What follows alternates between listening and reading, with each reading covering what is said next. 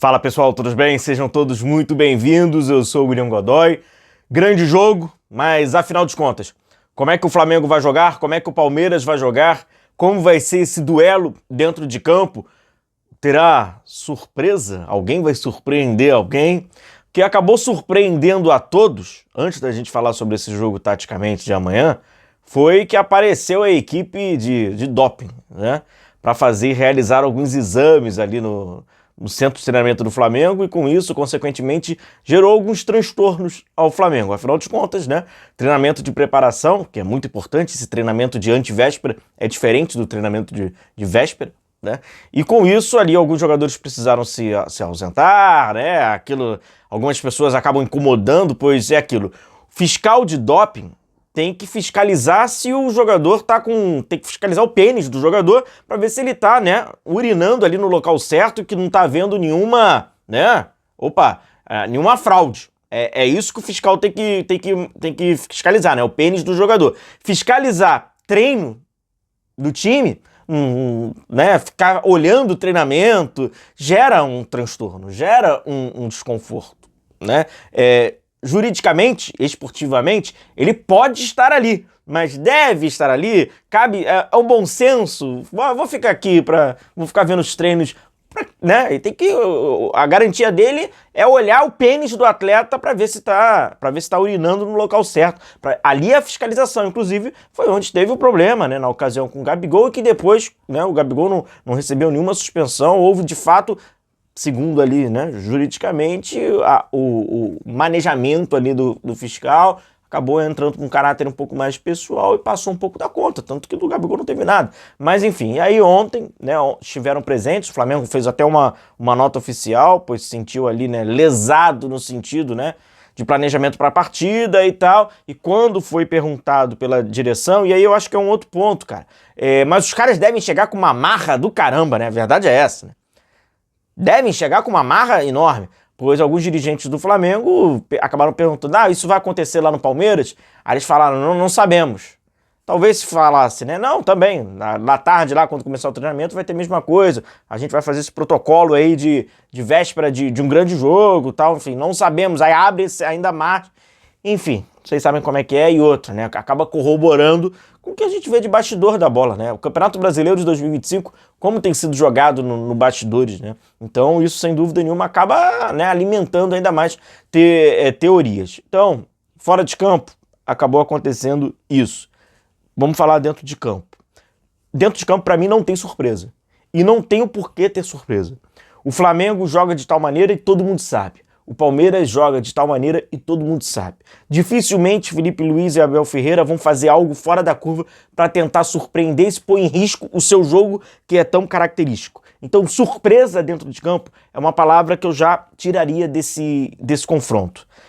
O que acontece é o seguinte: o Flamengo joga de uma maneira muito característica e o Palmeiras também. Taticamente falando, como é que eles se combinam dentro de campo? Taticamente falando, sobra um jogador do Palmeiras e um jogador do Flamengo quando a gente faz esse embate puro de questões táticas. Puro. Formação. Tem esse de formação mãe, né? Tem esse embate. O que o Palmeiras faz, gosta de fazer e por que ele tem dificuldades normalmente para enfrentar o Flamengo? O Abel Ferreira, a gente fala muito no futebol sobre superioridade. Superioridade quantitativa, né? Tem quantos jogadores estão ao lado? Superioridade, quando tem aquela superioridade dos jogadores terem muito entrosamento, né? Aí no futebol usam, né, também o termo, né, socioafetivo e tal, seria entrosamento. E a superioridade qualitativa. Essa é a aposta do Abel Ferreira no time do Palmeiras. Superioridade qualitativa, e não é de agora. E como é que é essa superioridade qualitativa? É baseado na qualidade individual do seu jogador, seja tecnicamente ou fisicamente. Então o Abel, ele cria 10 dentro de campo, ele cria 10 embates individuais. Então o jogador do Palmeiras, ele está o tempo inteiro fazendo um embate com um jogador adversário daquele setor. Lateral direito com ponta pelo lado esquerdo, o atacante do lado esquerdo com o zagueiro adversário do lado direito, o meia que trabalha por dentro com o volante, é o tempo inteiro. Por que o Palmeiras tem mais dificuldade contra o Flamengo? nesses jogos? Porque o Flamengo tem qualidade tão quanto ou mais em alguns setores. Não é um time, o Flamengo também tem qualidade individual, que perde a maioria desses duelos. Se os jogadores do Flamengo estiverem bem, os jogadores do Palmeiras estiverem bem, o Flamengo consegue sobressair em alguns duelos, por ter mais qualidade. Em algumas partes do campo pode ter menos força, em algumas partes do campo pode ter menos técnica, mas em outras terá mais força, em outras terá mais técnica, e com isso consegue ter um jogo equilibrado, e com isso consegue ter um jogo até onde acaba se sobressaindo. Mas na sua grande maioria, o Palmeiras enfrenta os outros times e, tecnicamente, por ter, condição financeira para montar um elenco assim, ele tem jogadores melhores, então ele vai nesses embates. Então a aposta é em embate.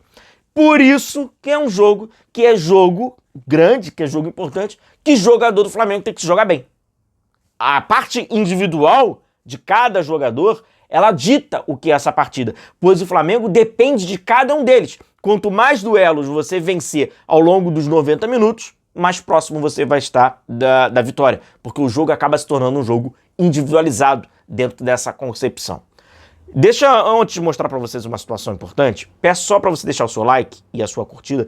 Muitos passam por aqui e acabam esquecendo. A gente precisa aumentar a nossa taxa de cliques para que o YouTube possa recomendar mais o nosso canal e assim a gente pode tentar fortalecer e crescer mais a nossa comunidade. A gente está com esse sonho aí de alcançar os 150 mil inscritos. Para isso eu preciso do seu like para que o YouTube espalhe mais o nosso vídeo e a gente precisa aumentar um pouco mais a nossa taxa de cliques, de curtidas, que está um pouquinho baixa, o pessoal acaba esquecendo, tá? Então é muito importante você não se esquecer e deixar a sua curtida, o seu like aí, de graça, pô. Valeu? Dá essa moral pra gente. Minha dúvida é o seguinte. Embora há esses embates dentro de campo e esses encaixes, onde cada um fica com o seu, quando o Flamengo vai para sua fase ofensiva, o Flamengo coloca 5 jogadores mais à frente. Inclusive até eu vou falar sobre alguns jogadores individualmente, e eu acho que seriam ideais, tá, para esse confronto. 5 jogadores mais à frente, né? Royal, aí vem o Pedro, tem o Arrascaeta, tem o Samuel Lino, eventualmente chega também o ponta pelo lado direito, né? Se for um meia pelo lado direito, não importa. Esses 5 jogadores. 5 jogadores contra os 4 defensores do Palmeiras, já existe uma superioridade. O Abel não gosta disso, de ter essa inferioridade. Então ele vai puxar mais um jogador para igualar. Ele vai descer o Aníbal Moreno, essas que são as dúvidas. Ele vai descer o Aníbal Moreno, porque o que acontece? Se ele tirar um jogador do meio de campo, aí ele vai esvaziar o meio de campo. E o meio de campo é tão importante para o Flamengo no período da construção. Teoricamente, povoar o meio de campo é melhor para o Palmeiras, tentar ter mais embate físico no meio de campo, pois o Flamengo sai no 3-2. Ele usa 2 atacantes. O Flamengo tem 3 zagueiros. Então, na saída, né? Alexandre e os 2 zagueiros. Então o Palmeiras já tem uma inferioridade. O Flamengo no meio de campo trabalha com 2 jogadores mais à frente. Jorginho, Pulgar, De La Cruz, Saúl, não importa. 2. Se o Palmeiras manter os 3 para igualar 5 contra 5, lá atrás ele vai botar o outro aonde? Essa deve ser a grande dúvida. Numericamente, o 7 e o 8. O que eles vão fazer? Eles vão descer ou eles vão manter para tentar tirar a construção no Flamengo? Jogadores importantes para esse duelo, já que o jogo é físico e tem na saída de bola, é fundamental. Então, por exemplo, o Léo Ortiz está bem nessa saída, porque é um jogador que acaba gerando bastante o jogo ali atrás. Óbvio, evidente, todos os jogos. O Jorginho é muito importante. A presença, né? O Saúl tem um problema no tornozelo e tal, é dúvida. O Pulgar bem fisicamente, jogador muito importante para esse duelo, porque é um jogador que fisicamente também consegue se igualar e um jogo entra para um caráter físico, sem dúvida nenhuma. Particularmente, pelo que a gente tem acompanhado do Flamengo e a gente tem acompanhado, né, do Palmeiras. Na minha opinião, é um jogo pro Pedro. E aí o pessoal fala muito, não, porque eu tenho que fazer gol. Não é nem isso. Precisa segurar a bola. O Pedro precisa segurar e é um jogo de imposição. Talvez ele tenha dificuldade para segurar com o Gustavo Gomes, pode ter dificuldade com o do Murilo, mas entre todos os jogadores com a característica, ele é o que melhor pode fazer isso, segurar essa bola. E o jogo pode ir para um caráter um pouco mais físico. E aí ele tem que também tentar se impor um pouco mais físico, porque talvez você não tenha tanto espaço para correr e tenha, né, de retenção. Então o Pedro é muito importante. E a dúvida que fica pelo lado direito, na minha opinião, eu iria com o tradicional ponta pelo lado direito, canhoto. seja ele o Luiz Araújo, seja ele o Gonçalo Plata, não sendo o Carrascal, pela característica, para tentar largar ainda mais, gerar mais velocidade e na recomposição um jogador que também acaba ajudando mais do que o meia colombiano, que tem qualidade, obviamente, com o pé, com a bola no pé, mas defensivamente ainda não o mesma aplicação defensiva em transição. Flamengo é aquele que todo mundo conhece, Palmeiras é aquele que todo mundo conhece. O que vai acontecer no final é quem vai vencer mais os duelos individuais, porque, querendo ou não, o Palmeiras condiciona o jogo dessa forma. Os embates técnicos, os embates físicos e que acabam gerando, né, impactos no coletivo. Grande abraço, grandíssimo jogo. Grande abraço, tamo junto. A gente vai se vendo. Valeu!